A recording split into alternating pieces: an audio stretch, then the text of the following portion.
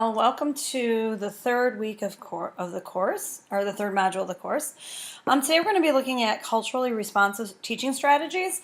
Last week we looked at really great, probably my favorite video. I actually use that Danger of a Single Story. I use that quite a bit in my own literature classes. I think that high school students could really benefit from that particular TED Talk. Probably my all-time favorite TED Talk, and I'm a TED Talk geek. But what we're going to look at today is, now that we have this understanding of what our responsibilities are, we're going to now kind of look at, see what are some of the teaching strategies that we can employ in the classroom if we want to start to become culturally relevant and culturally responsive in our classrooms. So today's goal is we're going to develop a broad framework for culturally responsive teaching. I'm going to kind of put it into the framework, literacy framework. We're going to explore classroom curriculum strategies for teaching, including something that you're going to do for homework that is, I'm using as a model of a way that you can allow students some voice. And then we're going to introduce the final project for the course. I just kind of want to go over that briefly with you so that you can start to prepare for it. Okay. So, culturally responsive pedagogy is really rooted in constructivism. And so I have my favorite of all time, probably my education hero, John Dewey. Constructivism is a learning theory that is based on the premise that we construct our own learnings of the world around us. At the core, constructivism works on the premise that what we learn is a function of content, context, and activities that the learner does, and perhaps more importantly, the goals of the learner himself. So constructivist learners are, it's all about intrinsic motivation. Learning is a personal process, creating constructs to make meaning. And since it is a personal process, it cannot be shared, but rather we have to test to the degree to which our constructs are compatible with the constructs of other people. So it's a really, you've probably have heard constructivism used before. And so I'm just going to go over a little bit of the basics of constructivism. Constructivism is grounded in the educational philosophy of John Dewey, whose influence in modern education reform is without dispute. In his work, How We Think, Dewey explores the natural processes humans engage in daily life in order to learn. He states that tradition, instruction, and experience all contribute to our picking up of thoughts and beliefs, even when we are unaware of how or why we believe them. Essentially, Dewey is arguing that the process of thinking is so natural and effortless that we often engage in it without even realizing that we have. And what he calls ground for beliefs, Dewey insinuates that people often engage in reflective thought by grounding new learning in what is already known. Dewey suggests that academic learning must be active and allow students to actively engage with problems and solutions. So, really, Dewey has this idea that the way that we learn is grounded in both our beliefs and our knowledge, and then the experiences that we have in the classroom. So you can see how Dewey's theory was a strong complement to the work of Jean Piaget, this is a repeat from our first week, who theorized that learning consists of passing stages, and that the teacher kind of becomes the mentor who stimulates and initiates the student's desire to research the world around them. Thus, Piaget also suggests that to understand is to discover or reconstruct by rediscovery.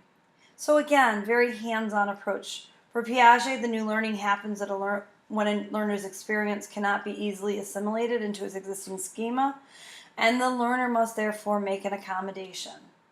Dewey and Piaget's theories become the basis for cognitive constructivism, a belief that meaning is constructed when a child engages in a cognitive task that stimulates and challenges them, helping them to create new constructs of the world.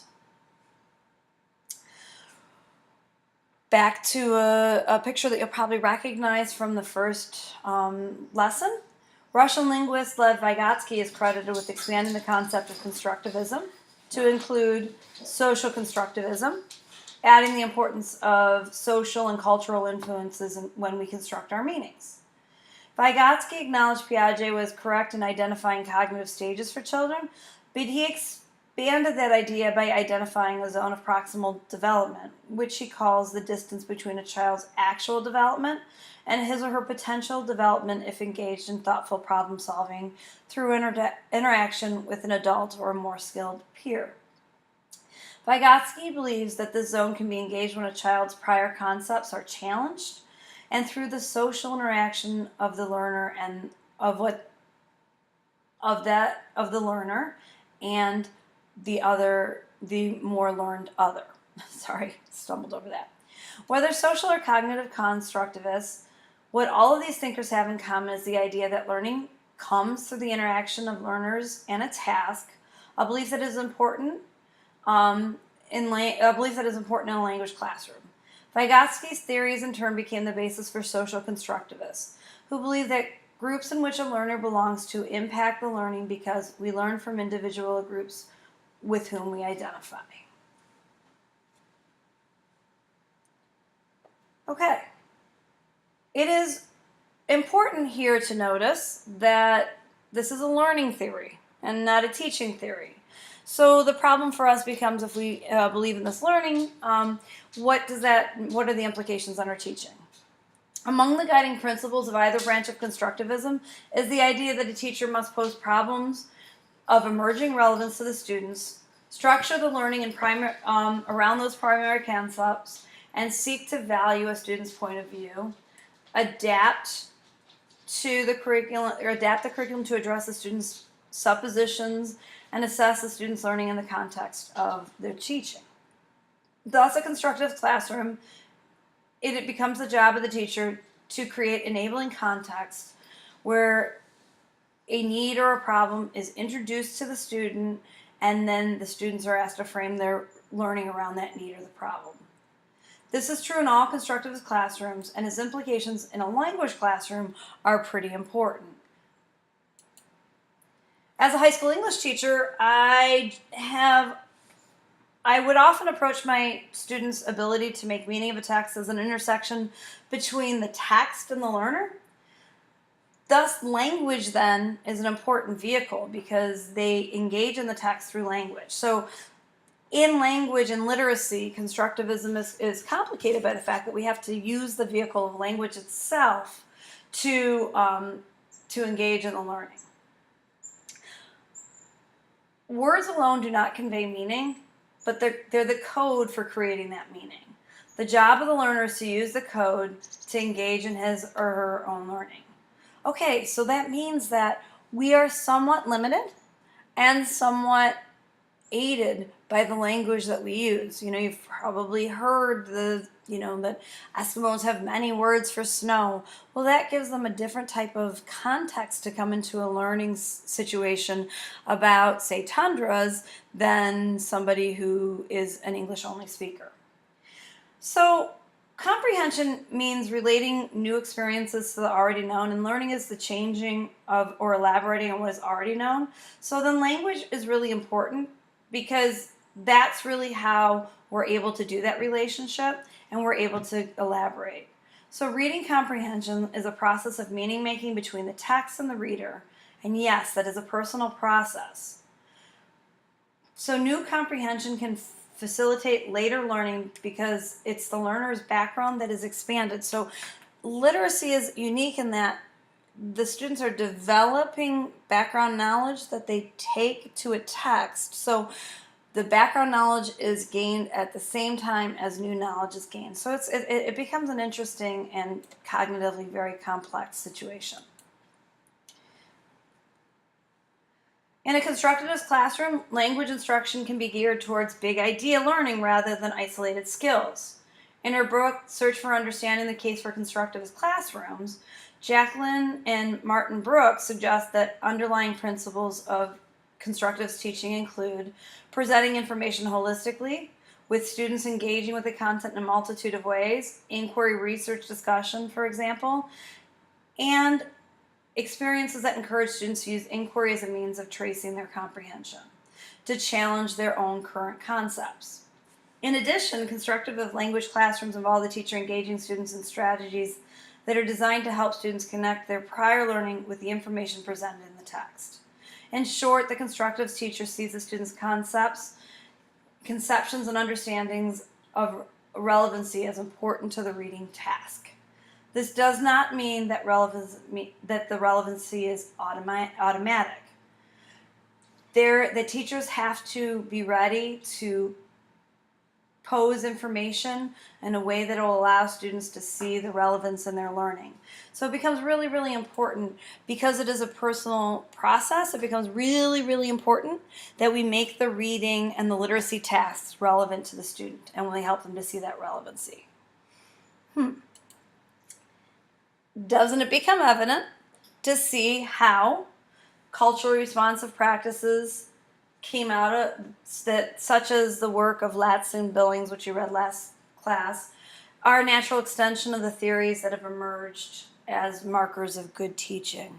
So culturally responsive practice really comes out of constructivist beliefs, especially socio-constructivist beliefs, which is that our understandings are shaped by who we are and by the language that we use. And so that becomes really, really important. I have here a little diagram of some of the things that principles for building a learning community that's culturally responsive. And you'll notice these really are things that are not that shocking to us. So some of the things that you would see is you would definitely want to be reflective. You want to think about your own personal biases, what your own limitations might be. You definitely want to incorporate diversity into the classroom, meaning that you definitely want to use text, information text authors that of diverse backgrounds so students can see themselves in the curriculum. You want to establish ground rules in the classroom, that your classroom is safe for everybody. You're going to address issues or comments that are made that make one person feel unwelcome or unsafe in your classroom. Getting to know your students is really important. We can't be culturally responsive if we don't know what culture our students are from. We want to be able to accommodate the needs of diverse learners. That's just important differentiation. We are going to present information in many ways. We're going to be flexible, and we're going to allow students to offer us feedback to what we're doing. Okay, so I have a quick video that I'm going to show you. It is kind of looking at the culturally responsive classroom.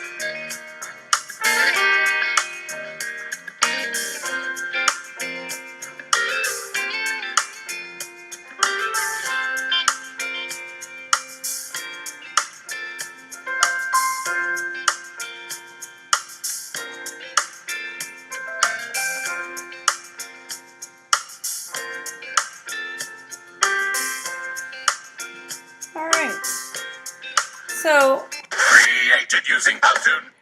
So what that is really trying to help us to see is that really it's important to engage students in conversations. So I'm going to today I want to offer a model. This is those of you who didn't have brothers that were big into models in the 80s, you might not recognize this. This is a plastic model.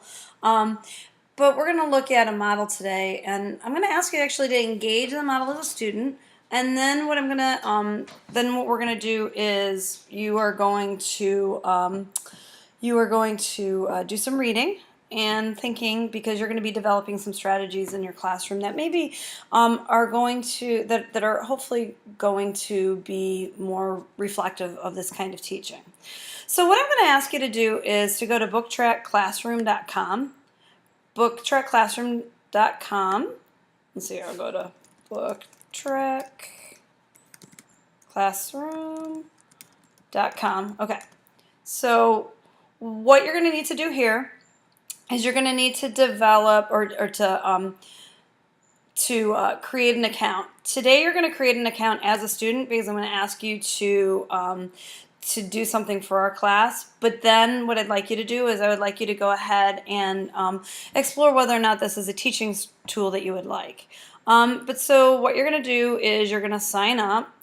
So sign up with Google. All right. I have a ton of Google emails. So I'm creating an account. I already have a teacher account, but I'm just creating my account here for you. Okay. So once you get into the book track, what I'd like you to do is I would like you to hit join a class. And when you hit join a class, I got to go back into my teaching module. I want you to look at the class code, and that's what you're going to enter into the, oh shoot, sorry. That's what you're going to enter into your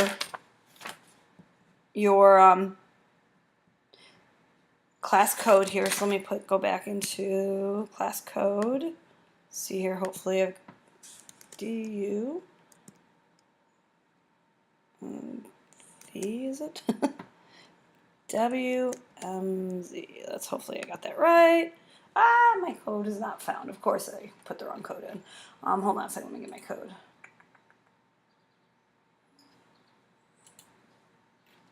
Okay, let's go back. Where did I have it wrong? DUUW. I think I've got the U as DUUW. That's right here. UWMZ. Let's see. Okay. All right. So then you're going to go to the library, and in the library you will see, if you looked at publishers just by class members, you will see my book here, or my example. So let's look at this. So what book track is the students can put a book in, or put a text in. You can also do this, but they can create a soundtrack to the text. So I took my poem, Where I'm From, and I created a soundtrack for my poem, Where I'm From. So it's loading everything. Okay. So what you'll see is I was able to select music that I thought hit my tone of my poem, that kind of fit the mood that I was trying to establish, and I was able to select different parts of the poem to have different types of tone. Okay? So this is something where a student can start to express themselves pretty significantly, right? And so what I'd like you to do is I would like you to go into my studio, and I would like you to create a book track of your own for your own poem. So you're going to create a new book track, and you're going to hit that you want to create one of your own. And then what I'd like you to do is you're going to take your book track or your poem, and you're going to create a